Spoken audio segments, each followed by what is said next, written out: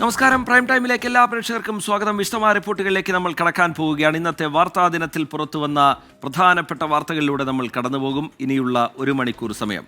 പഞ്ചാരക്കൊല്ലിയിലെ കടുവാപ്പേടി, ജനങ്ങളുടെ ആശങ്ക, ദൗത്യസംഘത്തിന്റെ നീക്കങ്ങൾ, ഇതൊക്കെ പ്രേക്ഷകർക്കറിയാം. അതിനിടയിൽ വയനാട് പുൽപ്പള്ളി കേളക്കവലയിൽ കടുവയെ കണ്ടു എന്ന പരാതി പ്രദേശവാസികൾ ഉയർത്തുന്നു. പുൽപ്പള്ളി ഗ്രാമപഞ്ചായത്ത് പ്രസിഡന്റ് TS ദിലീപ് കുമാറിന്റെ തോട്ടത്തിനടുത്താണ് കടുവയെ കണ്ടത് എന്നാണ് നാട്ടുകാർ പറയുന്നത്.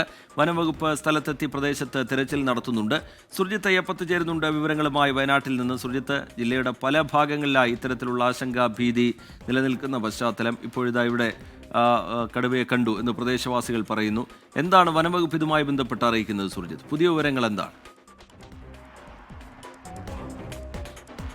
എന്തായാലും ആശങ്ക ഏറുന്ന വിധത്തിൽ തന്നെ പലയിടങ്ങളിലും കടുവ സാന്നിധ്യം ഉണ്ടാകുന്നു. അത് രാത്രിയിൽ തന്നെ. കഴിഞ്ഞ ദിവസം പുൽപ്പള്ളിക്ക് അടുത്ത് പടമല എന്ന് പറയുന്ന പ്രദേശത്താണ്. അതിനു മുമ്പുള്ള ദിവസം അത് വൈത്തിരിയിലായിരുന്നു. ഇപ്പോഴിതാ ഇന്ന് വൈകിട്ട് പഞ്ചായത്ത് പ്രസിഡന്റ് ദിലീപ് കുമാറിന്റെ വീടിന്റെ തോട്ടത്തിന്റെ സമീപത്തായി കടുവയെ കണ്ടു എന്നുള്ളതാണ് പറയുന്നത്. വനംവകുപ്പ് ഉദ്യോഗസ്ഥർ സ്ഥലത്തെത്തി പരിശോധന നടത്തുന്നുമുണ്ട്. എന്തായാലും ഈ കടുവാ സാന്നിധ്യം പലയിടങ്ങളിലായി കാണുന്നുണ്ട്.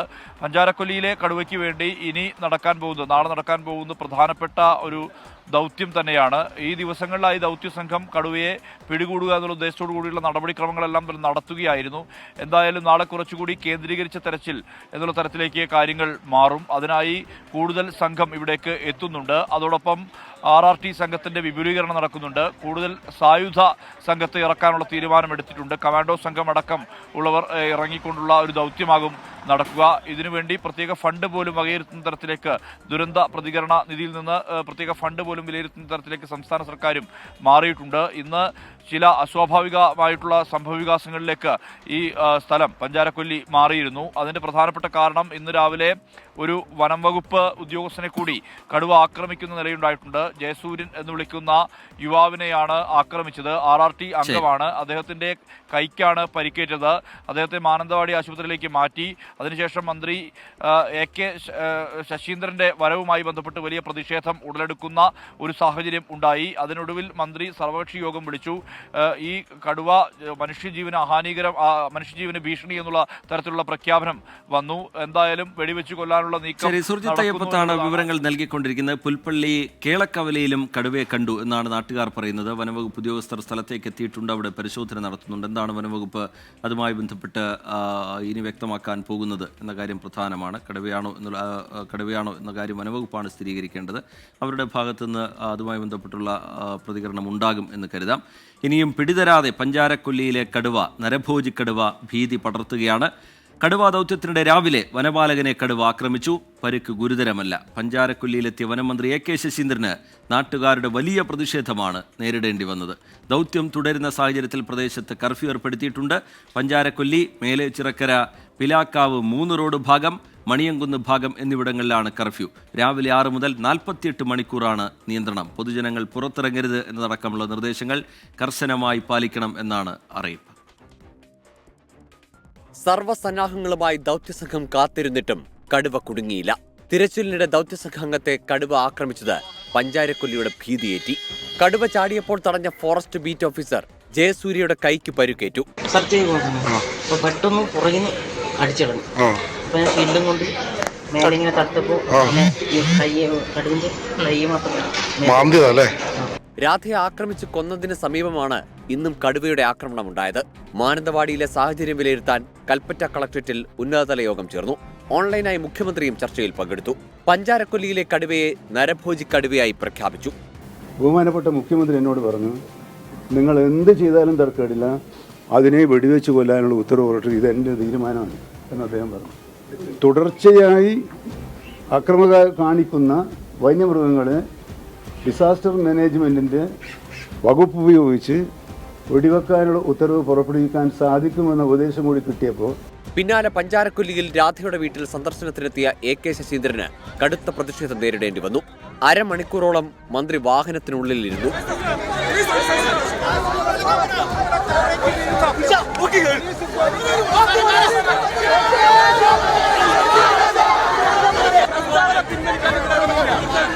രാധയുടെ കുടുംബത്തെ സന്ദർശിച്ച AK ശശീന്ദ്രൻ മകൻ അനിലിന് വനംവകുപ്പിൽ താൽക്കാലിക നിയമനത്തിനുള്ള ഉത്തരവ് കൈമാറി.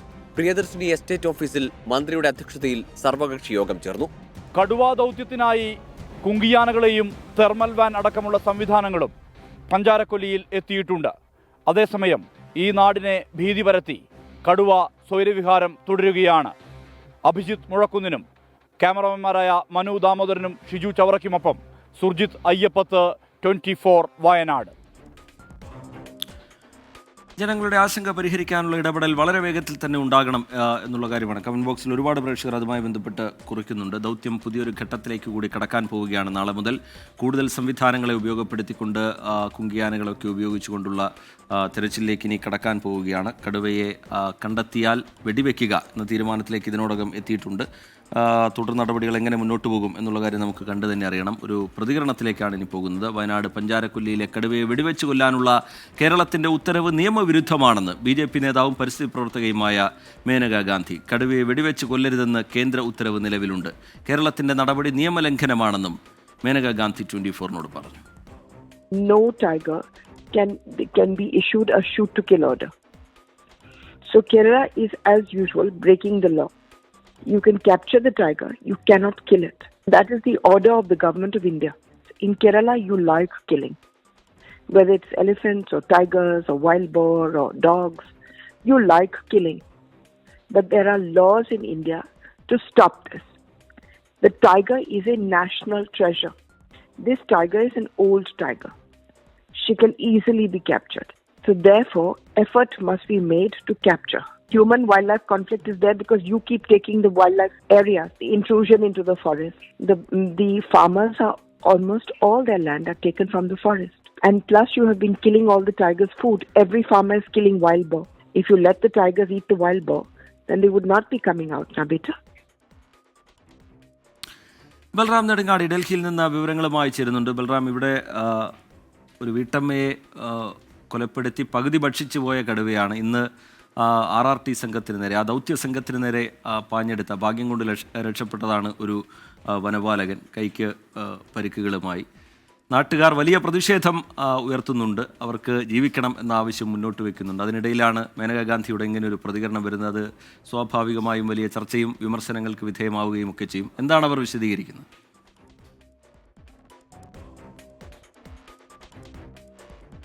റിജിത്ത്, ഈ കടുവ സ്ത്രീയെ ആക്രമിച്ച കാര്യം, ഒപ്പം തന്നെ ഇന്ന് ദൗത്യ സംഘത്തിലെ ഒരാളെ ആക്രമിച്ച കാര്യം ഉൾപ്പെടെ മേനകാ ഗാന്ധിയോട് സംസാരിച്ചിരുന്നു. അവർ നേരത്തെ തന്നെ ഈ വിഷയങ്ങളെ സംബന്ധിച്ചിടത്തോളം അവർ കൃത്യമായി തന്നെ കേരളത്തിൽ നടക്കുന്ന ഈ ദൗത്യം ഉൾപ്പെടെയുള്ള കാര്യങ്ങൾ സംബന്ധിച്ച് കൃത്യമായ വിവരം അവർക്ക് ഉണ്ട് എന്നുള്ളത് വ്യക്തമാണ്. ഇതെല്ലാം പരിഗണിച്ചുകൊണ്ട് തന്നെയാണ് കടുവയെ വെടിവെച്ച് കൊല്ലാൻ ഉത്തരവിടാൻ ആകില്ല എന്നും കേരളത്തിന്റെ ഉത്തരവ് നിയമവിരുദ്ധമാണ് എന്നും മേനകാ ഗാന്ധി വ്യക്തമാക്കിയിരിക്കുന്നത്. കാരണം NCTA ഉത്തരവ് ഇതുമായി ബന്ധപ്പെട്ട് നിലവിൽ ഉണ്ട്. കടുവയെ പിടികൂടാം, എന്നാൽ വെടിവെച്ച് കൊല്ലാൻ ആകില്ല എന്നുള്ളതാണ് കേന്ദ്ര സർക്കാരിന്റെ ഉത്തരവിലും വ്യക്തമാക്കുന്നതെന്നാണ് മേനകാ ഗാന്ധി പറയുന്നത്. ഏത് മൃഗത്തെയായാലും അതിനെ കൊല്ലണം എന്ന ആഗ്രഹമാണ് മലയാളികൾക്ക് എന്ന കടുത്ത വിമർശനവും മേനകാ ഗാന്ധി ഉന്നയിക്കുന്നുണ്ട്. ആനയായാലും കടുവയായാലും കാട്ടുപന്നിയായാലും നായയായാലും അതിനെ കൊല്ലണം എന്നാണ് കേരളീയർക്ക് ഇഷ്ടം. കടുവ ദേശീയ സമ്പത്താണ്. കൂടാതെ വയനാട്ടിൽ നിലവിലുള്ളത് ഇപ്പോൾ പ്രശ്നമുണ്ടാക്കുന്നത് ഒരു പ്രായമായ പെൺകടുവയാണ്. അതുകൊണ്ട് തന്നെ അതിനെ വളരെ എളുപ്പം പിടികൂടാൻ കഴിയും എന്നുള്ളതാണ് മേനകാ ഗാന്ധി പറയുന്നത്. അതിനെ പിടികൂടുകയാണ് വേണ്ടത് എന്നും മറിച്ച് വെടിവെച്ച് കൊല്ലുകയല്ല എന്നുമാണ് അവർ വ്യക്തമാക്കുന്നത്. കൂടാതെ ഈ ദൗത്യ സംഘാംഗത്തെ ആക്രമിച്ച കാര്യം ശ്രദ്ധയിൽപ്പെടുത്തും ഘട്ടത്തിൽ നിരവധി പേർ ഈ കടുവയെ വളഞ്ഞ ഘട്ടത്തിലാണ് അത് അത്തരത്തിൽ ആക്രമിച്ചത്. അത് ഒറ്റപ്പെട്ട ഒരു കടുവയാണ്, പ്രായമായ കടുവയാണ്. അതുകൊണ്ട് തന്നെ മാനസികമായുള്ള അത്തരം ഒരു സാഹചര്യമാണ് ഇത്തരത്തിൽ സംഘാംഗത്തെ ആക്രമിക്കാൻ ഇടയാക്കിയത് എന്നാണ് മേനകാ ഗാന്ധി വിശദീകരിക്കുന്നത്. വന്യജീവി മനുഷ്യ സംഘർഷത്തിന് കേരളം വർദ്ധിച്ചു വരുന്ന കാര്യവും തുടർച്ചയായുള്ള ഇത്തരത്തിലുള്ള സംഭവങ്ങളും ശ്രദ്ധയിൽപ്പെടുത്തിയപ്പോൾ അതിന് കാരണമായി മേനകാ ഗാന്ധി ചൂണ്ടിക്കാണിക്കുന്നത് കേരളത്തിലെ വനം കയ്യേറ്റമാണ്. ഇപ്പോഴും കർഷകർ കടുവയുടെ ആഹാരമായ കാട്ടുപന്നിയെ കൊലപ്പെടുത്തുന്നത് കൊണ്ടാണ് ആഹാരത്തിന് വേണ്ടി കടുവയ്ക്ക് പുറത്ത് ഇത്തരത്തിൽ പ്രവർത്തിക്കേണ്ടി വരുന്നത് എന്നും ജനങ്ങൾ വനത്തിൽ നിന്നും കുടിയിറങ്ങുന്നതാണ് ഈ പ്രശ്നങ്ങൾക്കുള്ള അല്ലെങ്കിൽ സംഘർഷം അവസാനിപ്പിക്കാനുള്ള ഏക പരിഹാരമെന്നുമാണ് മേനകാ ഗാന്ധി ചൂണ്ടിക്കാണിക്കുന്നത്. ഒപ്പം തന്നെ ചില കണക്കുകളും നിരത്തുന്നുണ്ട്. കഴിഞ്ഞ 5 വർഷത്തിനിടെ കേരളത്തിൽ 6 ലക്ഷം ഹെക്ടറിലധികം വനം വെട്ടി നശിപ്പിച്ചുവെന്നും കേരളത്തിൽ എപ്പോഴും നടപ്പാക്കുന്നത് ആൾക്കൂട്ട നിയമമാണ് എന്നുമാണ് മേനകാ ഗാന്ധി പറഞ്ഞത്. ഒപ്പം തന്നെ ഭാവിയെക്കുറിച്ച് ആലോചിക്കാതെ ഇന്നിനെ കുറിച്ച് മാത്രം ആലോചിച്ച് പ്രവർത്തിക്കുന്നത് കൊണ്ടാണ് കേരളത്തിൽ ഇത്തരത്തിൽ തുടർച്ചയായുള്ള പ്രകൃതി ദുരന്തങ്ങൾ ഉൾപ്പെടെ ഉണ്ടാകുന്നത് എന്ന കടുത്ത വിമർശനവും മേനകാ ഗാന്ധി ഉന്നയിക്കുന്നുണ്ട്. റിജിത്ത്. ശരി, കേരളത്തിൻ്റെ ഉത്തരവ് നിയമവിരുദ്ധമാണ് എന്നാണ് മേനകാ ഗാന്ധി പറയുന്നത്. വലിയ വിമർശനം ആ പ്രതികരണവുമായി ബന്ധപ്പെട്ട് കമൻറ്റ് ബോക്സിൽ ആളുകളുടെ ഭാഗത്ത് നിന്ന് കാണാൻ കഴിയുന്നുണ്ട്. ജനങ്ങളുടെ ആശങ്ക പരിഹരിക്കുകയാണ് വേണ്ടത് എന്ന കാര്യം ഒരുപാട് പ്രേക്ഷകർ ചൂണ്ടിക്കാട്ടുന്നുണ്ട്. SKN എവിടെ പോയി എന്ന് ഷാനുവിനെ പോലുള്ള പ്രേക്ഷകർ ചോദിക്കുന്നുണ്ട്. അദ്ദേഹത്തിന് ഇന്ന് ഔദ്യോഗികമായ ചില തിരക്കുകളുണ്ട്, അതുകൊണ്ടാണ് ഈ പരിപാടിയുടെ ഭാഗമാകാത്തത്. നാളെ മോർണിംഗ് ഷോയിൽ അദ്ദേഹം പ്രേക്ഷകർക്ക് മുമ്പിലേക്ക് എത്തുകയും ചെയ്യും. സമീപകാലത്തായി ഈ മുങ്ങിമരണങ്ങൾ ഒരുപാട് കൂടുന്നു എന്നുള്ള കാര്യം ചില പ്രേക്ഷകർ ചൂണ്ടിക്കാട്ടുന്നു. നേരത്തെ തിക്കോടിയിലെ അപകടവുമായി ബന്ധപ്പെട്ട വാർത്തയിലാണ് പ്രതികരണം എന്ന കാര്യം ഉറപ്പാണ്. 4 പേർക്കാണ് അവിടെ ജീവൻ നഷ്ടമായത്, തിരയിൽപ്പെട്ട് ജീവൻ നഷ്ടമായത്. അക്കാര്യത്തിൽ കൂടുതൽ ജാഗ്രത നമ്മളും സർക്കാർ സംവിധാനങ്ങളും ഒക്കെ വെച്ച് പുലർത്തണം എന്നുള്ള ആവശ്യം പ്രേക്ഷകർ മുന്നോട്ട് വയ്ക്കുന്നുണ്ട്. നമുക്ക് അടുത്ത റിപ്പോർട്ടിലേക്ക് കടക്കാനുള്ള സമയമായിരിക്കുകയാണ്. വയനാട് പഞ്ചാരക്കൊല്ലിയിലെ നരഭോജിക്കടുവയെ പിടികൂടാൻ വിവിധ വകുപ്പുകളെ ഏകോപിപ്പിച്ച് ടീം തയ്യാറാക്കിയെന്ന് ചീഫ് സെക്രട്ടറി ശാരദാ മുരളീധരൻ പറയുന്നു. 50 ലക്ഷം രൂപ അടിയന്തരമായി അനുവദിച്ചു. പ്രദേശത്ത് കർഫ്യൂ കൂടുതൽ ശക്തമാക്കുമെന്നും ശാരദാ മുരളീധരൻ 24-നോട് വ്യക്തമാക്കി. ഡേഞ്ചറസ് ടു ഹ്യൂമൻ ലൈഫ് എന്നുള്ളത് നമുക്ക് തെളിഞ്ഞിട്ടുണ്ട്. അതുകൊണ്ട് അത് എലിമിനേറ്റ് ചെയ്യണം. ഇപ്പം 80 പേര് അടങ്ങുന്ന 10 ടീമുകളാണ്. ഇപ്പം നമ്മൾ റെസ്ട്രിക്ഷൻസ് ഒരു പാർഷ്യലായിട്ടുള്ള റെസ്ട്രിക്ഷൻസ് മാത്രമേ പറഞ്ഞിട്ടുള്ളൂ. എല്ലാവരും കൂടി ചേർന്ന് നമ്മൾ ഇത് വന്നിരിക്കുന്നു. 50 ലക്ഷം രൂപ അഡീഷണൽ ആയിട്ട് നമ്മൾ വയനാട്ടിന് കൊടുക്കുന്നു, DDMAക്ക് കൊടുക്കുന്നു. അപ്പം അടിയന്തരമായിട്ടുള്ള പ്രവർത്തനങ്ങൾക്ക് വേണ്ടി. കടുവാക്രമണത്തിലെ ജനരോഷം ഒരു ഭാഗത്ത് തുടരുന്നതിനിടെ കോഴിക്കോട്ടെ ഫാഷൻ ഷോയിൽ പാട്ടുപാടിയതിൽ വനമന്ത്രി AK ശശീന്ദ്രന് ഖേദം. ഇന്നലെ പാട്ടുപാടിയതിൽ ശ്രദ്ധക്കുറവുണ്ടായി എന്ന് മന്ത്രി തുറന്ന് സമ്മതിച്ചു. വ്യാപക വിമർശനമുയർന്നതിന് പിന്നാലെയാണ് മന്ത്രിയുടെ ഖേദപ്രകടനം. चुप चुप चलन में क्या राग है, क्यों चुप ना सके परमात्मा. കടുവാഭീതിയിൽ വയനാട് പഞ്ചാരക്കൊല്ലിയിൽ ജനം നെട്ടോട്ടം ഓടുമ്പോഴാണ് കോഴിക്കോട്ടെ ഫാഷൻ ഷോയിൽ വനമന്ത്രി AK ശശീന്ദ്രന്റെ പാട്ട്. മന്ത്രി ഹിന്ദി പാട്ട് പാടുന്ന ദൃശ്യങ്ങൾ പുറത്തു വന്നതിന് പിന്നാലെ വലിയ വിമർശനമുയർന്നു. റോമാനഗരം വെന്തിരിഞ്ഞപ്പോൾ നീറോ ചക്രവർത്തി വീണ വായിച്ചു എന്ന് കേട്ടിട്ടുണ്ട്. അത് ഇന്നിപ്പോ കേരളത്തിൽ അത് നടപ്പാക്കിയത് നമ്മുടെ വനമന്ത്രി ശശീന്ദ്രനാണ്. മനുഷ്യന്റെ ജീവനും സംരക്ഷണം കൊടുക്കാനുള്ള ഉത്തരവാദിത്തം സർക്കാരിന്റെ ഉത്തരവാദിത്തമാണ്. അതിന് പറ്റില്ലെങ്കിൽ നിങ്ങളൊക്കെ രാജിവെച്ച് പോകണം. വിമർശനം ശക്തമായതോടെ പാട്ടുപാടിയതിൽ മന്ത്രിക്ക് വീണ്ടും വിചാരം. അത് ആർക്കെങ്കിലും മനസ്താപം ഉണ്ടാക്കിയിട്ടുണ്ടെങ്കിൽ ഞാനത് പ്രത്യേകമായി ശ്രദ്ധിക്കാം. മാനന്തവാടി പഞ്ചാരക്കൊല്ലിയിൽ വെള്ളിയാഴ്ച രാവിലെയാണ് രാധ എന്ന സ്ത്രീയെ കടുവ ആക്രമിച്ചു കൊന്നത്. ജില്ലയുടെ ചുമതലയുള്ള മന്ത്രി സ്ഥലത്തെത്താത്തതിൽ വലിയ വിമർശനമുയർന്നിരുന്നു. ഇതിനിടെയാണ് മന്ത്രിയുടെ പാട്ടും വിവാദമായത്. 24 വയനാട്. പഞ്ചാരക്കൊല്ലിയിലെ കടുവാ ദൗത്യത്തെക്കുറിച്ച് വിശദീകരിക്കുന്നതിനിടെ DFOയെ തടഞ്ഞ് SHO. DFO മാർട്ടിൻ ലോവൽ സംസാരിക്കുമ്പോഴാണ് SHO PA അഗസ്റ്റിൻ ക്യാമറയ്ക്ക് മുന്നിലൂടെ എത്തിയത്. നടപടിയിൽ കേരള പത്രപ്രവർത്തക യൂണിയൻ വയനാട് ജില്ലാ കമ്മിറ്റി പ്രതിഷേധിച്ചു. പിന്നെ അതുപോലെ റെഗുലർ പെട്രോളിംഗ് സംവിധാനം ഉണ്ടാവും.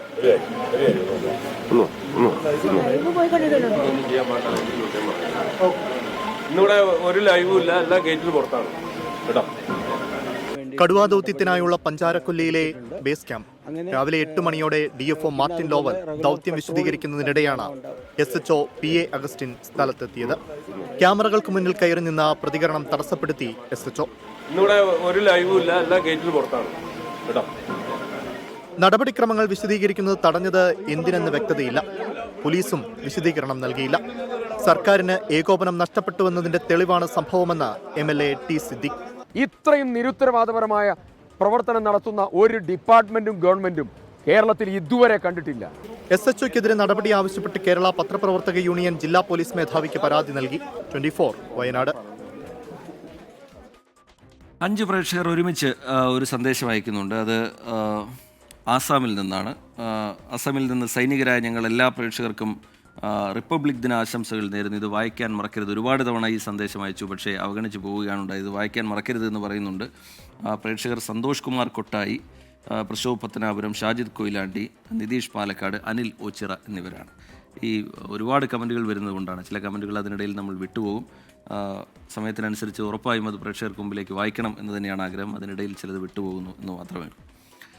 ഇപ്പോൾ വരുന്നൊരു വാർത്തയിലേക്കാണ് ഇനി നമ്മൾ കടക്കുന്നത്. തൃശൂർ മണ്ണുത്തി മാടക്കത്തറ റോഡിൽ ഇരുചക്ര വാഹനത്തിൽ യുവാവിൻ്റെ അപകടയാത്ര. മദ്യപിച്ച അബോധാവസ്ഥയിൽ യുവാവ് ഓടിച്ച സ്കൂട്ടർ മറ്റ് വാഹനങ്ങൾക്ക് അപകട ഭീഷണി ഉയർത്തി. അപകടയാത്രയുടെ ദൃശ്യങ്ങൾ 24-ന് ലഭിച്ചിട്ടുണ്ട്. ആ ദൃശ്യങ്ങൾ കാണാം ആദ്യം.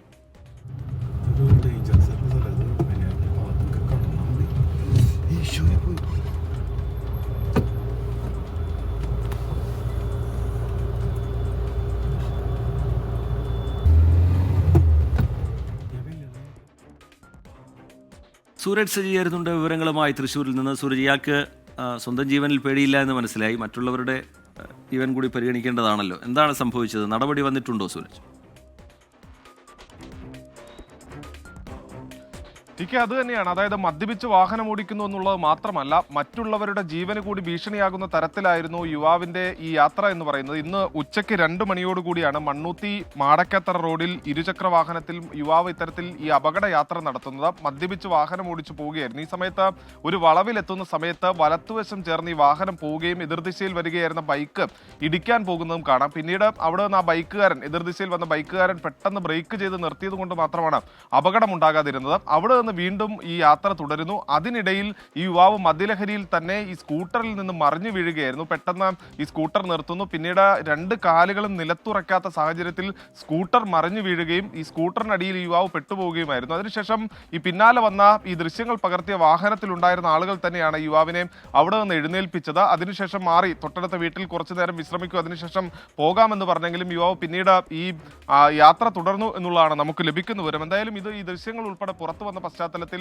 ഇതുമായി ബന്ധപ്പെട്ടുകൊണ്ട് പോലീസ് അന്വേഷണം ആരംഭിച്ചിട്ടുണ്ട്. ഈ പ്രാദേശിക വാർത്താ സംഘമായിട്ടുള്ള നടത്തിയ CTV സംഘം ഈ കാറിൽ സഞ്ചരിക്കുന്നതിനിടയിലാണ് യുവാവിന്റെ ഈ അപകട യാത്ര ശ്രദ്ധയിൽപ്പെടുന്നത്. പിന്നീട് ഇവർ ഈ ദൃശ്യങ്ങൾ പകർത്തുകയുമായിരുന്നു. എന്തായാലും ദൃശ്യങ്ങൾ പുറത്തു വന്ന പശ്ചാത്തലത്തിൽ നിലവിൽ മണ്ണൂത്തി പോലീസ് യുവാവിന് വേണ്ടിയുള്ള അന്വേഷണം ആരംഭിച്ചിട്ടുണ്ട് എന്നുള്ളതാണ് നമുക്ക് ലഭിക്കുന്ന വിവരം. TK. ശരി, സൂരജ് സജി വിവരങ്ങൾ നൽകുകയായിരുന്നു തൃശ്ശൂരിൽ നിന്ന്. നമുക്ക് ചെറിയൊരു ഇടവേളയിലേക്ക് കൂടി പോകണം. റിപ്പബ്ലിക് ദിനാഘോഷവുമായി ബന്ധപ്പെട്ടുള്ള റിപ്പോർട്ടുകൾ എവിടെയെന്ന് ചില പ്രേക്ഷകർ ചോദിക്കുന്നുണ്ട്. ഉറപ്പായും ഈ പരിപാടിയിൽ അത് ഉൾപ്പെടുത്തും. ഇന്നത്തെ വളരെ പ്രധാനപ്പെട്ട ഒരു വാർത്ത തന്നെയാണത്. ഏറ്റവും ഒടുവിലായി പുറത്തുവരുന്ന 2 വാർത്തകൾ കൂടി പ്രേക്ഷകരെ അറിയിക്കാം. അത് ഒന്ന് തൃശ്ശൂരിൽ നിന്നാണ്. കുന്നംകുളം പെരുമ്പിലാവ് അക്കിക്കാവിലെ കൃഷി ആവശ്യങ്ങൾക്കുള്ള ഉപകരണങ്ങൾ വിൽപ്പന നടത്തുന്ന അഗ്രിടെക് സ്ഥാപനത്തിൽ അഗ്നിബാധയുണ്ടായിരിക്കുകയാണ്. രാത്രി 8:30 സംഭവം ഉണ്ടായത്. അല്പസമയം മുമ്പാണ് സംഭവം ഉണ്ടായിരിക്കുന്നത്. തീപിടുത്തത്തിൻ്റെ കാരണം വ്യക്തമല്ല. അഗ്നിരക്ഷാസേന അവിടെ എത്തിയിട്ടുണ്ട്. തീ അണയ്ക്കാനുള്ള ശ്രമം നടത്തുന്നു എന്നുള്ളതാണ്. മറ്റൊന്ന് ആലപ്പുഴയിൽ നിന്നാണ്, മാരാരിക്കുളത്തു നിന്നാണ്. അവിടെ ബാർ ജീവനക്കാരന് കുത്തേറ്റിരിക്കുന്നു. മാരാരിക്കുളം പോലീസ് സ്റ്റേഷന് സമീപത്തെ ബാറിലെ ജീവനക്കാരനാണ് കുത്തേറ്റിരിക്കുന്നത്. പ്രതിയെ പോലീസ് പിടികൂടിയിട്ടുണ്ട്. മദ്യലഹരിയിലാണ് ഇയാൾ ആക്രമണം നടത്തിയത് എന്നാണ് പോലീസ് പറയുന്നത്. അടുത്ത റിപ്പോർട്ടിലേക്ക്. 76-ാം റിപ്പബ്ലിക് ദിനത്തിൻ്റെ ചരിത്രശോഭയിൽ രാജ്യത്തിൻ്റെ സാംസ്കാരിക പാരമ്പര്യവും സൈനിക കരുത്തും പ്രകടമാക്കുന്നതായിരുന്നു റിപ്പബ്ലിക് ദിന പരേഡ്. ആഘോഷ ചടങ്ങിൽ ഇന്തോനേഷ്യൻ പ്രസിഡന്റ് പ്രബോവോ സുബിയാൻഡോ മുഖ്യാതിഥിയായി. ദേശീയ യുദ്ധസ്മാരകത്തിൽ പ്രധാനമന്ത്രി നരേന്ദ്രമോദി പുഷ്പചക്രം അർപ്പിച്ച് രാജ്യത്തിനു വേണ്ടി ജീവൻ ബലിയർപ്പിച്ച സൈനികർക്ക് അഭിവാദ്യം അർപ്പിച്ചതോടെയാണ് ഈ വർഷത്തെ റിപ്പബ്ലിക് ദിനാഘോഷ ചടങ്ങുകൾ ആരംഭിച്ചത്. പരമ്പരാഗത രീതിയിൽ മുഖ്യാതിഥി ഇന്തോനേഷ്യൻ പ്രസിഡന്റ് പ്രബോവോ സുബിയാൻഡോയോടൊപ്പം കർത്തവ്യപഥത്തിൽ എത്തിയ രാഷ്ട്രപതി ദ്രൗപദി മുർമു ദേശീയ പതാക ഉയർത്തി അഭിവാദ്യം ചെയ്തു.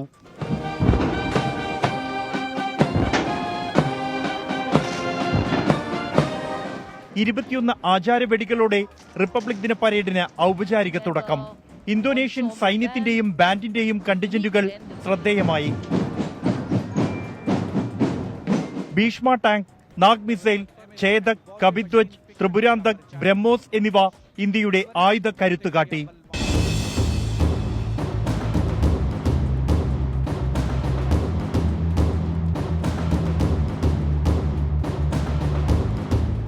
കര, വ്യോമ, നാവികസേനകളും NCC, NSS സംഘാംഗങ്ങളും മാർച്ച് പാസ്റ്റിന്റെ ഭാഗമായി.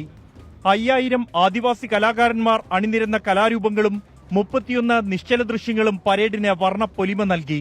കരസേനയുടെ മോട്ടോർ സൈക്കിൾ സംഘം ഡെയർ ഡെവിൾസിന്റെ 20.4 അടി ഉയര പിരമിഡ് റെക്കോർഡ് പ്രകടനമായി. 47 എയർക്രാഫ്റ്റുകളുടെ ത്രസിപ്പിക്കുന്ന ഫ്ലൈപാസ്റ്റോടെയാണ് റിപ്പബ്ലിക് ദിന പരേഡ് സമാപിച്ചത്.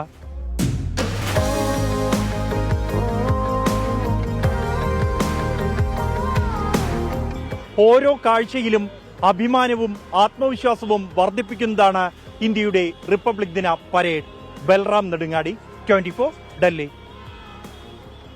റിപ്പബ്ലിക് ദിനാഘോഷ ചടങ്ങിൽ രാഹുൽ ഗാന്ധിയും മല്ലികാർജ്ജുൻ ഖർഗെയും പങ്കെടുക്കാത്തതിൽ വിമർശനവുമായി BJP. ഭരണഘടനയുടെ സ്വയം പ്രഖ്യാപിത സംരക്ഷകർ റിപ്പബ്ലിക് ദിനത്തിൽ പങ്കെടുത്തില്ല എന്ന് IT സെൽ മേധാവി അമിത് മാളവ്യ കുറ്റപ്പെടുത്തി. എക്സ്പോസ്റ്റിലൂടെയാണ് വിമർശനം ഉന്നയിച്ചിരിക്കുന്നത്.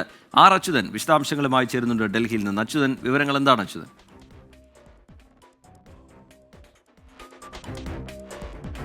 റിജിത്ത്, 76ാമത് റിപ്പബ്ലിക് ദിന ആഘോഷത്തിൽ രാഹുൽ ഗാന്ധി, കോൺഗ്രസ് നേതാവ് രാഹുൽ ഗാന്ധിയും പാർട്ടി അധ്യക്ഷൻ മല്ലികാർജ്ജുന ഖാർഗെയും പങ്കെടുത്തിരുന്നില്ല. ഇതിനെതിരെയാണ് ഇപ്പോൾ വിമർശനവുമായി BJP IT സെൽ മേധാവി അമിത് മാളവ്യ രംഗത്തെത്തിയിരിക്കുന്നത്. അദ്ദേഹം ഉയർത്തിയൊരു പരിഹാസം എന്നുള്ളത് ഭരണഘടനയുടെ സ്വയം പ്രഖ്യാപിത സംരക്ഷകർ ഈ ചടങ്ങിൽ പങ്കെടുത്തില്ല എന്ന പരിഹാസമാണ് അമിത് മാളവ്യ എക്സ്പോസ്റ്റിൽ നടത്തിയത്. ഒപ്പം തന്നെ പറഞ്ഞത് ഈ ദേശീയതയെയും ജനാധിപത്യ മൂല്യങ്ങളെയും ഇരുവരും അവഗണിക്കുന്നതിന്റെ തെളിവ് കൂടിയാണ് ഇവർ ഈ ചടങ്ങിൽ പങ്കെടുക്കാത്തത് എന്ന വിമർശനം കൂടി ആ പോസ്റ്റിൽ ഉൾപ്പെടുത്തുന്നുണ്ട്. ഇതിനു മുൻപും പല ഇതുപോലുള്ള പരിപാടികളിൽ രാഹുൽ ഗാന്ധി വിട്ടുനിന്നതിൽ വിമർശനം അമിത് മാളവ്യ ഉന്നയിച്ചിരുന്നു. ഈ സമാനമായ രീതിയിൽ റിപ്പബ്ലിക് ദിന ആഘോഷത്തിൽ കോൺഗ്രസ് പങ്കെടുക്കാത്തതിൽ ഇപ്പോൾ വിമർശനം BJPയുടെ ഭാഗത്തു നിന്നുണ്ടായിരിക്കുന്നു. ശരി, അച്യുതൻ ഡൽഹിയിൽ നിന്ന് വിശദാംശങ്ങൾ പങ്കുവയ്ക്കുകയായിരുന്നു. സംസ്ഥാനത്തെ റിപ്പബ്ലിക് ദിനാഘോഷം എങ്ങനെയായിരുന്നു അതുകൂടി കാണാം. കേരളത്തിന്റെ നേട്ടങ്ങൾ ചൂണ്ടിക്കാട്ടിയും മുഖ്യമന്ത്രിയെ പുകഴ്ത്തിയും ഗവർണർ രാജേന്ദ്ര വിശ്വനാഥ് അർലേക്കർ. തിരുവനന്തപുരത്ത് റിപ്പബ്ലിക് ദിനാഘോഷങ്ങൾക്ക് ഗവർണർ നേതൃത്വം നൽകി. ജില്ലാ കേന്ദ്രങ്ങളിലെ ആഘോഷങ്ങളിൽ മന്ത്രിമാർ പങ്കെടുത്തു. വിപുലമായ ചടങ്ങുകളോടെ സംസ്ഥാനത്തും റിപ്പബ്ലിക് ദിനാഘോഷം. തിരുവനന്തപുരം സെൻട്രൽ സ്റ്റേഡിയത്തിൽ ഗവർണർ രാജേന്ദ്ര വിശ്വനാഥ് അർലേക്കർ ദേശീയ പതാക ഉയർത്തി.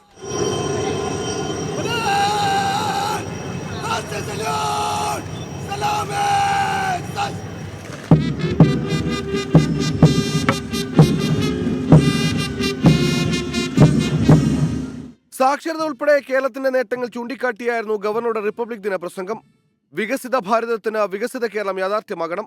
ദീർഘവീക്ഷണമുള്ള നേതാവാണ് മുഖ്യമന്ത്രി പിണറായി വിജയനെന്നും governor. Honorable Chief Minister, I met him for last about 2-3 days back. He has a vision for our state. He wants to do something for our state. Vikasit Bharat cannot go ahead without Vikasit Kerala. മുഖ്യമന്ത്രി പിണറായി വിജയൻ ഉൾപ്പെടെയുള്ളവർ central സ്റ്റേഡിയത്തിലെ ചടങ്ങിൽ പങ്കെടുത്തു. സേനാ വിഭാഗങ്ങളുടെ parade അണിനിരന്നു. വിവിധ സ്കൂളുകളിലെ വിദ്യാർത്ഥികൾ ദേശഭക്തി ഗാനം ആലപിച്ചു.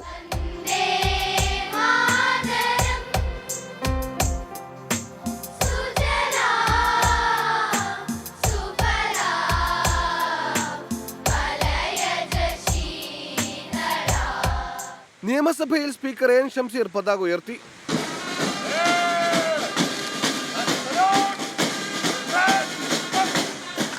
ജില്ലകളിലെ റിപ്പബ്ലിക് ദിനാഘോഷങ്ങൾക്ക് മന്ത്രിമാർ നേതൃത്വം നൽകി.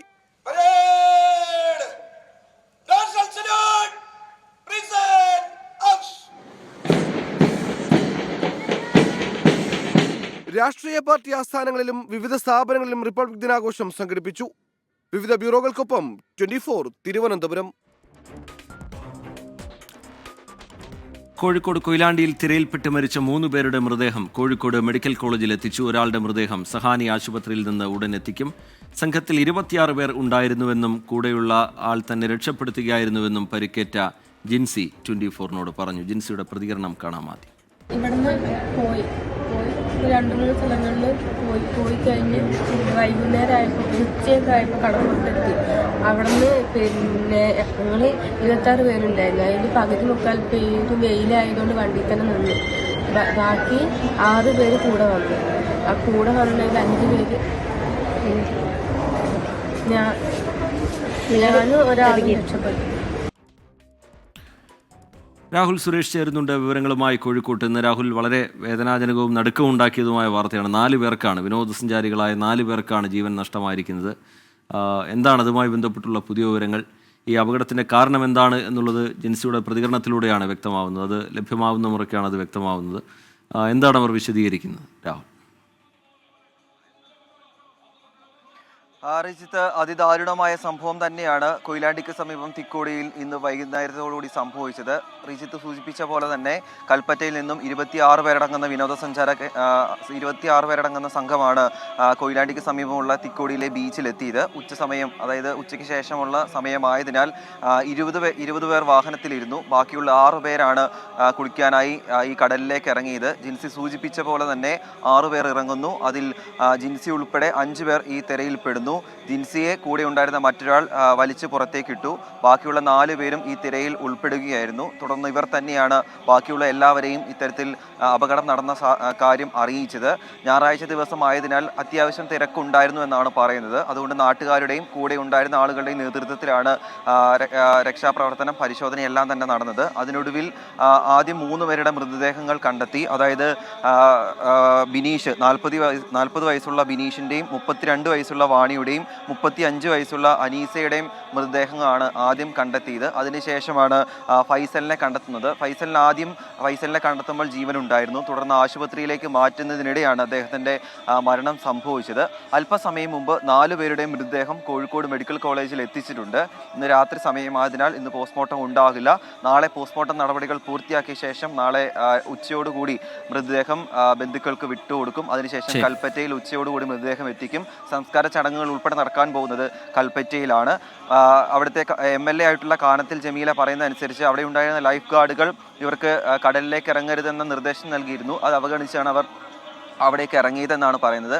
അപകടത്തിന്റെ കാരണം ആ സമയത്ത് കടൽ ഉൾവലിഞ്ഞിരുന്നു. അതിനുശേഷം പെട്ടെന്ന് തിരയടിക്കുകയായിരുന്നു. അങ്ങനെയാണ് ഈ അപകടം സംഭവിച്ചതെന്ന നിഗമനത്തിലാണ് നിലവിലുള്ളത്. റീജിത്ത്. ശരി, രാഹുൽ സുരേഷ് കോഴിക്കോട്ട് നിന്ന് വിവരങ്ങൾ നൽകുകയായിരുന്നു. നേരത്തെ ആലപ്പുഴയിൽ മദ്യലഹരിയിൽ യുവാവ് ബാർ ജീവനക്കാരനെ കുത്തി എന്നുള്ള വാർത്ത ഞാൻ പ്രേക്ഷകരോട് പങ്കുവച്ചിരുന്നു. അതിൻ്റെ വിശദാംശങ്ങളാണ് ഇനി തേടാൻ പോകുന്നത്. പ്രതിയെ പോലീസ് പിടികൂടിയിട്ടുണ്ട്. മാരാരിക്കുളം സ്വദേശി പ്രമോദാണ് അറസ്റ്റിലായിരിക്കുന്നത്. പരിക്കേറ്റത് ബാറിലെ ജീവനക്കാരനായ സന്തോഷിനാണ്. ഗുരുതരമായി പരിക്കേറ്റ ഇയാളെ വിദഗ്ധ ചികിത്സയ്ക്കായി എറണാകുളത്തേക്ക് മാറ്റിയിട്ടുണ്ട്. മനീഷ് മഹിവാൽ വിവരങ്ങളുമായി ചേരുന്നുണ്ട്. മനീഷ്, വിശദാംശങ്ങൾ എന്താണ് മനീഷ്? റിജിത്ത്, ഇന്ന് വൈകിട്ട് 5:50 ഈ സംഭവം ഉണ്ടാകുന്നത്. നാടിനെ ഞെട്ടിക്കുന്ന ദൃശ്യങ്ങളാണ്. ഒരു ബാറിന്റെ മുൻപിൽ വെച്ച്, അതായത് കഞ്ഞിക്കുഴി SS ബാറാണ്, മാരാരിക്കുളം പോലീസ് സ്റ്റേഷന് തൊട്ടടുത്തുള്ള ഒരു ബാറാണ്. ഈ കഞ്ഞിക്കുഴി ബാറിന്റെ മുൻപിൽ വെച്ചാണ് അവിടുത്തെ ജീവനക്കാരൻ സന്തോഷിനെ തുരുതുര കത്തി കൊണ്ട് കുത്തുകയും ഒപ്പം തന്നെ മാരകമായി വെട്ടി പരിക്കേൽപ്പിക്കുകയും ചെയ്യുന്ന ദൃശ്യങ്ങൾ പുറത്തു വന്നിട്ടുള്ളത്. അവിടെയുള്ള ആളുകളൊക്കെ തന്നെ നോക്കി നിൽക്കാനേ സാധിച്ചുള്ളൂ. കാരണം ഇയാൾ അവിടെ നിന്ന് ഈ കത്തി കൊണ്ട് കൊലവിളി നടത്തുകയായിരുന്നു. സംഭവത്തെപ്പറ്റി പോലീസ് പറയുന്നത് ഇങ്ങനെയാണ്. ഈ പ്രമോദ് മാരാരിക്കുളം വടക്ക് പഞ്ചായത്ത് പുതുവൽച്ചിറ വീട്ടിൽ അരുൺ മുരളിയുടെ മകനാണ് പ്രമോദ്. 27 വയസ്സാണ്. ഈ പ്രമോദ് ബാറിൽ വന്ന് മദ്യപിച്ച ശേഷം അവിടുത്തെ അകത്തുണ്ടായിരുന്ന, ബാറിനുള്ളിലുണ്ടായിരുന്ന ഒരു ജീവനക്കാരനുമായി ചെറിയ വാക്കേറ്റമുണ്ടായി.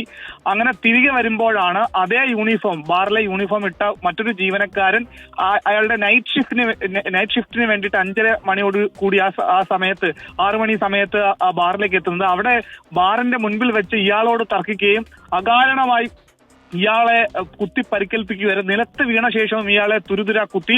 അങ്ങനെ പിന്നീട് ഇയാൾ കുത്തിയ ശേഷം പിന്നീട് സ്വമേധയാ അവിടെ നിന്നും ഇയാൾ പോവുകയായിരുന്നു. ഇയാളെ സംബന്ധിച്ച് പോലീസ് പറയുന്നത് ഇയാൾ അമിതമായി മദ്യപിച്ചിട്ടുണ്ടായിരുന്നു. ഒപ്പം തന്നെ ഇയാളെ നേരത്തെ ഡി അഡിക്ഷൻ സെന്ററിലൊക്കെ തന്നെ അവിടെ ചികിത്സയ്ക്ക് കൊണ്ടുപോയിട്ടുണ്ടെങ്കിൽ അവിടുന്ന് ചാടി വന്ന ഒരാളാണ് ഈ പ്രമോദ് എന്ന് പറയുന്ന ആള്.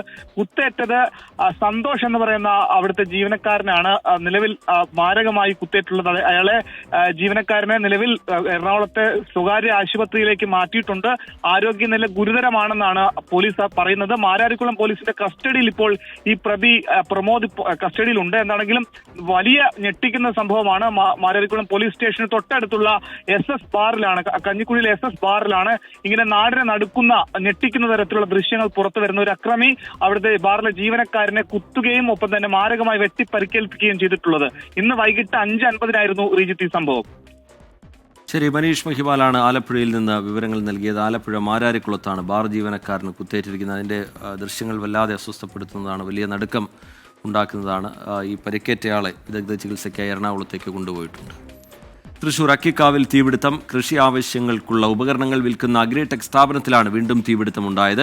അഗ്നിരക്ഷാ സേന എത്തി തീയണയ്ക്കാനുള്ള ശ്രമം തുടരുകയാണ്. സൂരജ് സജി പുതിയ വിവരങ്ങളുമായി നമുക്കൊപ്പം ചേരുന്നുണ്ട്. സൂരജ്, എന്താണ് ഈ തീപിടുത്തത്തിന്റെ കാരണം എന്നത് സംബന്ധിച്ച് വ്യക്തത വരുന്നുണ്ടോ? വലിയ തീപിടുത്തമാണോ? നിയന്ത്രണ വിധേയമായി കഴിഞ്ഞിട്ടുണ്ടോ സൂരജ്?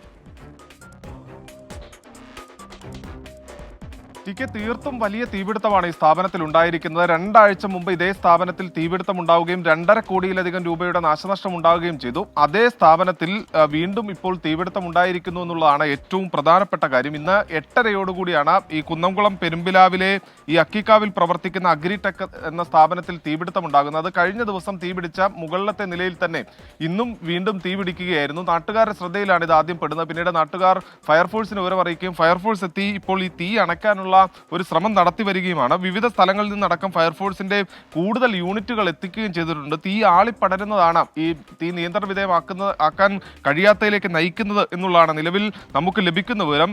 ഏറ്റവും പ്രധാനപ്പെട്ട ഈ കൃഷി ആവശ്യത്തിന് ഉപയോഗിക്കുന്ന ഈ രാസകീടനാശിനികൾ അടക്കം അവിടെ ഉണ്ടായിരുന്നു എന്നുള്ളതാണ് പറയുന്നത്. അതുകൊണ്ട് തന്നെ അവയ്ക്ക് അടക്കം തീ പിടിച്ചതാണ് ഈ വലിയ രീതിയിൽ തീ ആളിക്കത്താൻ ഇടയാക്കിയിരിക്കുന്നത്. കഴിഞ്ഞ തവണ തീപിടുത്തം ഉണ്ടായപ്പോൾ ഷോർട്ട് സർക്യൂട്ട് എന്നുള്ളതായിരുന്നു നിഗമനം.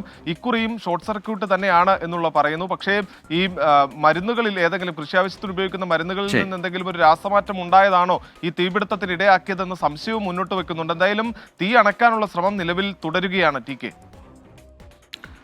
സൂരജ് സജി വിശദാംശങ്ങൾ നൽകുകയായിരുന്നു തൃശ്ശൂരിൽ നിന്ന്. പാലക്കാട്ടെ നഗരസഭാ ഭരണം BJPക്ക് നഷ്ടമാവുമോ? ഭരണം തുലാസിലാക്കി BJP ജില്ലാ ഘടകത്തിൽ പൊട്ടിത്തെറി. യുവമോർച്ച ജില്ലാ അധ്യക്ഷൻ പ്രശാന്ത് ശിവനെ BJP ജില്ലാ അധ്യക്ഷനാക്കാനുള്ള നീക്കത്തിൽ പ്രതിഷേധിച്ച് രാജിവെക്കാനൊരുങ്ങുകയാണ് 9 പാർട്ടി കൗൺസിലർമാർ. പ്രശ്നങ്ങൾ പരിഹരിക്കുമെന്നും ഭരണം നഷ്ടപ്പെടില്ല എന്നുമാണ് നേതൃത്വത്തിന്റെ പ്രതികരണം. പ്രസിഡന്റ് സ്ഥാനത്തേക്ക് കൂടുതൽ വോട്ട് നേടിയവരെ മാറ്റി നിർത്തി ഏകപക്ഷീയമായ അധ്യക്ഷനെ തെരഞ്ഞെടുത്തുവെന്നാണ് ഒരു വിഭാഗത്തിന്റെ ആക്ഷേപം. BJP general secretary C. കൃഷ്ണകുമാറിന്റെ നോമിനിയായ പ്രശാന്ത് ശിവനെ തിരഞ്ഞെടുത്തതിൽ അട്ടിമറിയുണ്ടെന്നും നേതൃത്വം തിരുത്തണമെന്നുമാണ് ആവശ്യം. നഗരസഭാ chairperson Prameela Sasidharan, vice chairman E. Krishnadas, മുതിർന്ന അംഗം N. ശിവരാജൻ തുടങ്ങി 9 കൗൺസിലർമാർ രാജ്യസന്നദ്ധത അറിയിച്ചു. ഇടഞ്ഞു നിൽക്കുന്ന കൗൺസിലർമാർ പ്രത്യേക യോഗം ചേർന്നു.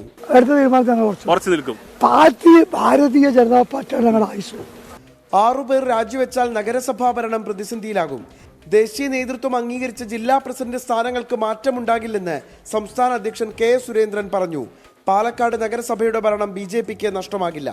ഇത്രയും ഇൻക്ലൂസീവായിട്ടുള്ള ഒരു ജില്ലാ കമ്മിറ്റി പുനഃസംഘടന കേരള BJPയുടെ ചരിത്രത്തിൽ ഇന്നേവരെ ഉണ്ടായിട്ടില്ല. വർഗീയ പാർട്ടികൾ വിട്ടുവരുന്ന ആരെയും കോൺഗ്രസ് സ്വീകരിക്കുമെന്ന് രാഹുൽ മാങ്കൂട്ടത്തിൽ പറഞ്ഞു. ഏത് RSS നേതാവ് പാർട്ടി വിട്ടാലും അവർ ആ വർഗീയ ചേരിയിൽ നിന്ന് ഒരാൾ കുറഞ്ഞാൽ അത്രയും നല്ലത്. അതാണല്ലോ മതേതരത്വത്തിന്റെ വിജയം. അതിനെ സ്വാഗതം ചെയ്യും. പ്രതിഷേധത്തിനിടയിലും പ്രശാന്ത് ശിവൻ നോമിനേഷൻ സമർപ്പിച്ചു. നാളെ രാവിലെ 10:30 പുതിയ ജില്ലാ അധ്യക്ഷനെ പാർട്ടി പ്രഖ്യാപിക്കും. 24 പാലക്കാട്. ഇടഞ്ഞു നിൽക്കുന്നവരെ ഒപ്പം കൂട്ടാൻ കോൺഗ്രസ് കൂടി ശ്രമം തുടങ്ങിയതോടുകൂടി തുടർന്നുള്ള അവിടെയുള്ള രാഷ്ട്രീയ നീക്കങ്ങൾ എന്താണ് എന്നുള്ളത് രാഷ്ട്രീയ കേരളം ഉറ്റുനോക്കുന്നുണ്ട്. മാരാമൺ കൺവെൻഷനിൽ നിന്ന് പ്രതിപക്ഷ നേതാവിനെ ഒഴിവാക്കിയതിൽ മാർത്തോമാ സഭയ്ക്കെതിരെ അതൃപ്തി പരസ്യമാക്കി കോൺഗ്രസ് നേതാവ് PJ കുര്യൻ. വിവാദത്തിലേക്ക് തന്റെ പേര് അനാവശ്യമായി വലിച്ചിഴയ്ക്കുന്നുവെന്ന് PJ കുര്യൻ പറഞ്ഞു. അതേസമയം VD സതീശന്റെ പ്ലാൻ 63ക്ക് പിന്തുണയുമായി K. മുരളീധരൻ രംഗത്തെത്തി. മാരാമൺ കൺവെൻഷനിൽ നിന്ന് VD സതീശനെ ഒഴിവാക്കാൻ ഇടപെട്ടിട്ടില്ലെന്നാണ് PJ കുര്യന്റെ വിശദീകരണം. തന്റെ പേര് അനാവശ്യമായി വലിച്ചിഴയ്ക്കുകയാണ്. ഫോണിൽ വിളിച്ച് ഡേറ്റ് ബ്ലോക്ക് ചെയ്തതിനു ശേഷം അദ്ദേഹത്തെ ഒഴിവാക്കിയ നടപടിയോട് യോജിപ്പില്ലെന്നും PJ കുര്യൻ ഫേസ്ബുക്ക് പോസ്റ്റിലൂടെ അറിയിച്ചു. നേതൃമാറ്റ തർക്കം തുടരുന്നതിനിടെ പ്രതിപക്ഷ നേതാവിന്റെ പ്ലാൻ 63 സർവേക്ക് പിന്തുണയുമായി K. മുരളീധരൻ രംഗത്തെത്തി. സർവേക്ക് കുഴപ്പമൊന്നുമില്ല. കാരണം UDFന് ഭൂരിപക്ഷം കിട്ടാനുള്ള എല്ലാ സംവിധാനങ്ങളും പാർട്ടിയുടെ ഭാഗത്തുനിന്നുണ്ടാകും. സർവേ ഒരു തെറ്റൊന്നുമല്ല. സർവേ മുമ്പ് നടത്തിയിട്ടുണ്ട്, ഇപ്പോഴും നടക്കുന്നുണ്ട്. ഏതായാലും നല്ല മെജോറിറ്റി വേണമെന്നുള്ള കാര്യത്തിൽ എല്ലാവരും ഒറ്റക്കെട്ടാണ്.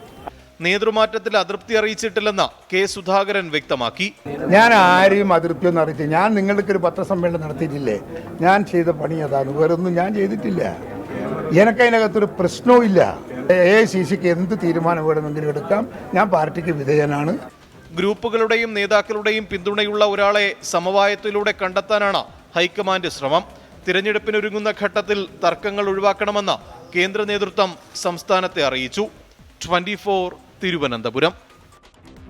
ഏറ്റവും ഒടുവിലായി പുറത്തുവരുന്നൊരു വാർത്തയിലേക്ക് നമ്മൾ കടക്കുകയാണ്. അത് തിരുവനന്തപുരം കാരക്കോണത്ത് നിന്നാണ്. പുല്ലന്തേരിയിൽ മദ്യപിനോടിച്ച കാറിടിച്ച് 3 പേർക്ക് പരിക്കേറ്റു. ബൈക്ക് യാത്രികരെ കാർ ഇടിച്ചു തെറിപ്പിക്കുകയായിരുന്നു. അശ്വതി, മകൻ അഭിനവ് കൃഷ്ണ, സഹോദരന്റെ മകൻ അദ്വൈത് എന്നിവർക്കാണ് പരിക്കേറ്റിരിക്കുന്നത്. വെള്ളറട സ്വദേശി രാഹുലിനെ പോലീസ് പിടികൂടിയിട്ടുണ്ട്. ആദ്യം ആ ദൃശ്യങ്ങളൊന്ന് കാണാം.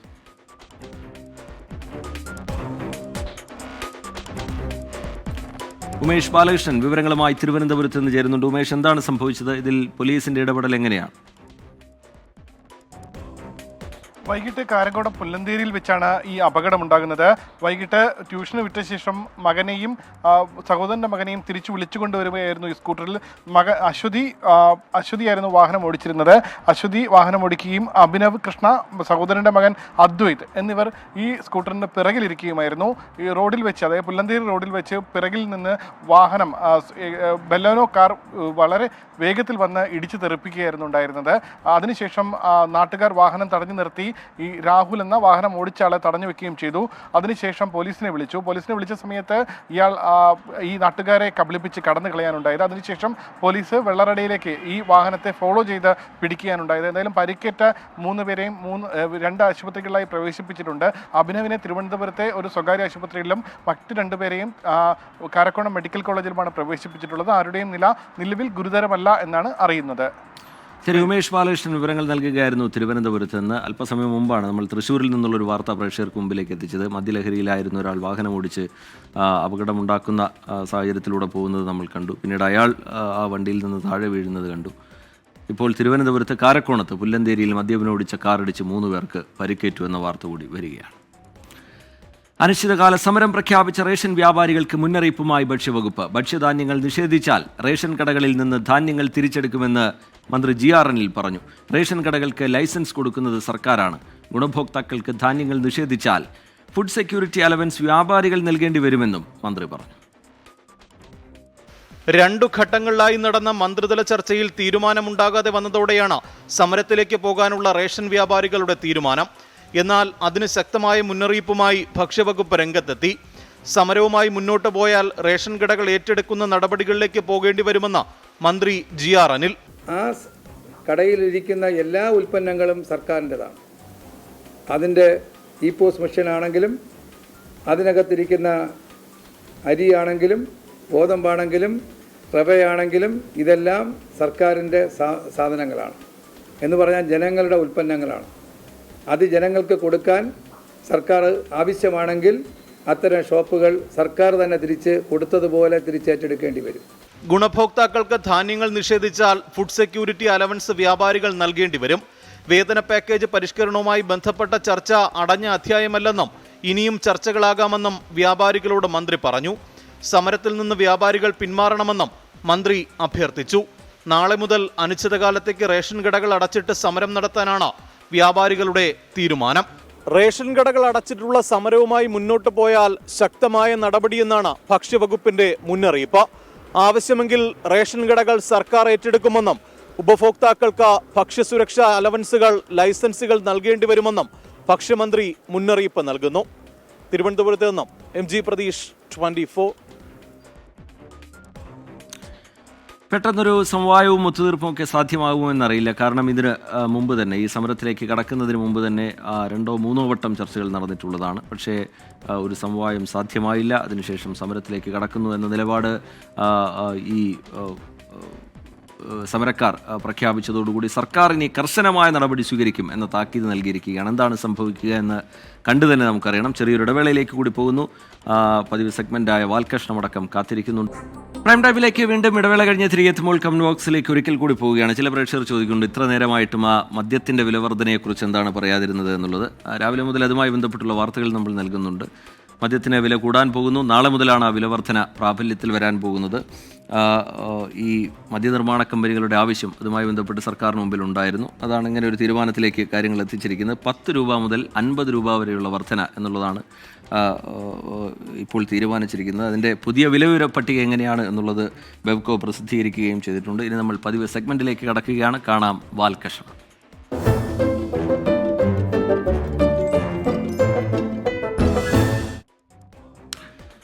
കടുവാക്രമണത്തിൽ എന്ത് ചെയ്യണമെന്നറിയാതെ ജനങ്ങൾ നെട്ടോട്ടമോടുന്ന സമയത്ത് വനംവകുപ്പ് മന്ത്രി ഒരു പാട്ടുപാടിയാൽ എന്തായിരിക്കും അവസ്ഥ?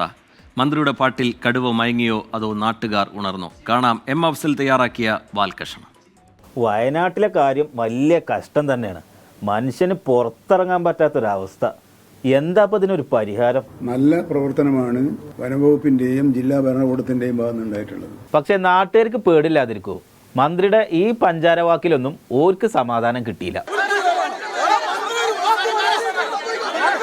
പക്ഷേ ആ നടപടികൾ കൊണ്ടൊന്നും സ്വാന്തന വാക്കുകൾ കൊണ്ടൊന്നും ജനങ്ങളെ തൃപ്തിപ്പെടുത്താൻ കഴിയുന്നില്ല എന്ന അറിവ് ലഭിച്ചപ്പോഴാണ് ആ അറിവ് ലഭിച്ചപ്പോൾ നാട്ടുകാരെ തൃപ്തിപ്പെടുത്താൻ വേണ്ടി മന്ത്രി ഒരു തന്ത്രം പ്രയോഗിച്ചു. കടുവനെ പാട്ടുപാടി മയക്കാന്ന് തീരുമാനിച്ചു.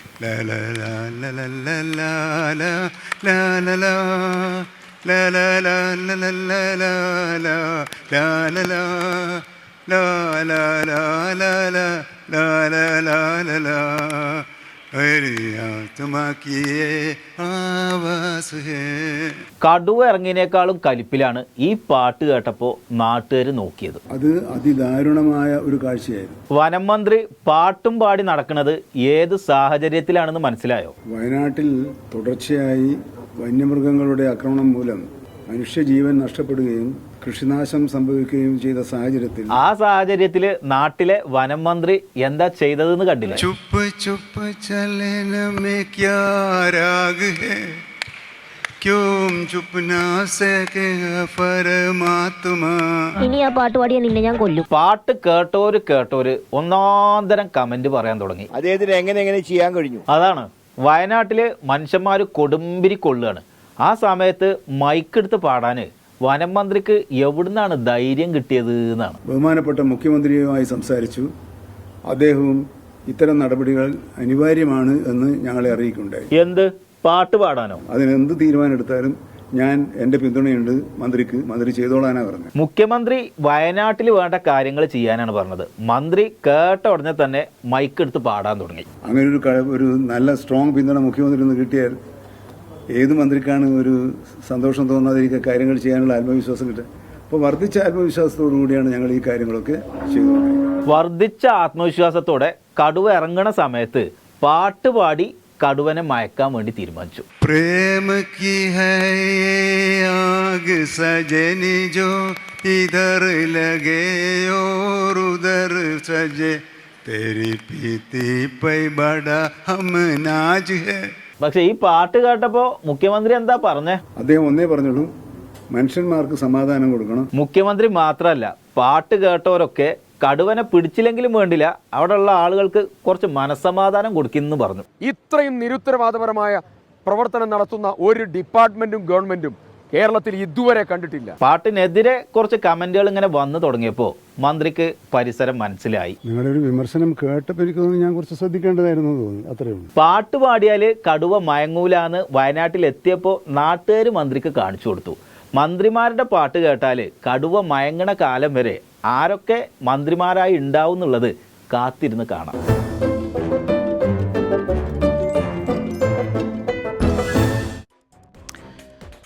മന്ത്രിമാർ പാട്ട് പാടുന്നതൊക്കെ നല്ലത് തന്നെ. പക്ഷേ AK ശശീന്ദ്രൻ പാടിയ പാട്ട് അനവസരത്തിലായിപ്പോയി എന്നുള്ള കാര്യം മന്ത്രിക്കും ബോധ്യപ്പെട്ടിട്ടുണ്ട്. അതുകൊണ്ട് അദ്ദേഹം ഇന്ന് നടത്തിയ വാർത്താ മാധ്യമങ്ങളെ കാണുന്ന ഘട്ടത്തിൽ അതിലൊരു ഖേദപ്രകടനം നടത്തുകയും ചെയ്തിട്ടുണ്ട്.